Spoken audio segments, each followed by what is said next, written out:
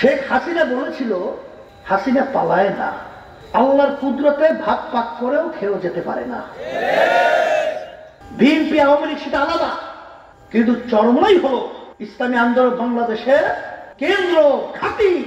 ইসলামী হলো এমন এক নীতি আদর্শ, যে নীতি আদর্শের মাধ্যমে শুধু হিন্দু নয়, খ্রিস্টান নয়, অন্য কোন জাতি বলেন তাদেরও কিন্তু একটা স্বাধীনতার নিশ্চয়তার গ্যারান্টি ইসলামের ভিতরে রয়েছে। হিন্দু মহাজোটের মহাসচিব, খ্রিস্টানদের সভাপতি, বৌদ্ধদের সভাপতি, তারা কিন্তু আমাদের মঞ্চে এসে ইসলামী আন্দোলন বাংলাদেশের পক্ষে তারা কিন্তু জোরালো বক্তব্য রেখেছেন।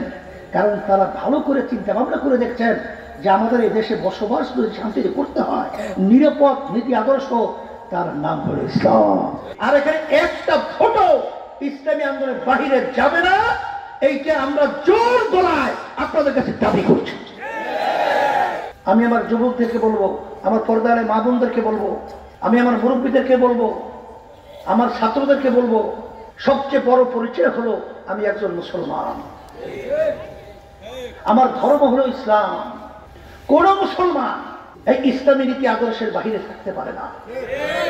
কারণ অন্যান্য নীতি আদর্শ আমি ব্যাখ্যা দিয়ে বলবো না, সময় লাগবে। কিন্তু আজকে হিন্দুরাও দেখেছেন, আজকে তারা দলে দলে ঝাঁকে ঝাঁকে তারা কিন্তু ইসলামী আন্দোলনের ছায়া তলে তারা কিন্তু আল্লাহর রহমতে আসতেছে। এর কারণ কি? ইসলামী হলো এমন এক নীতি আদর্শ, যে নীতি আদর্শের মাধ্যমে শুধু হিন্দু নয়, খ্রিস্টান নয়, অন্য কোন জাতি বলেন তাদেরও কিন্তু একটা স্বাধীনতার নিশ্চয়তার গ্যারান্টি ইসলামের ভিতরে রয়েছে।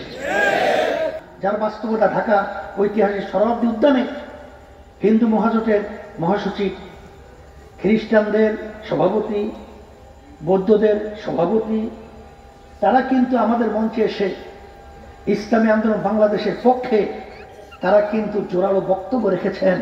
কারণ তারা ভালো করে চিন্তা ভাবনা করে দেখছেন যে আমাদের এই দেশে বসবাস যদি শান্তিতে করতে হয়, নিরাপদ নীতি আদর্শ, তার নাম হলো ইসলাম। আপনারা যুবকরা, আমার মুরব্বীরা, আমার মা বোনরা, আবার 5 বছর পর আবার জাতীয় নির্বাচন আসবে, এরা কিন্তু বহু দূরের কথা থাকবো না অনেকে, কিন্তু আমরা এমনভাবে কাজ করব এখানে যেন অন্য কোনো দল, অন্য কোনো নীতি আদর্শ তারা কাজ করার সুযোগটা না থাকে। পারবো? তারা কারপর হাত উঠে দেখাই তো পর্দারের মা বোনরা হাত উঠে দেখেন, আল্লাহ দেখুন।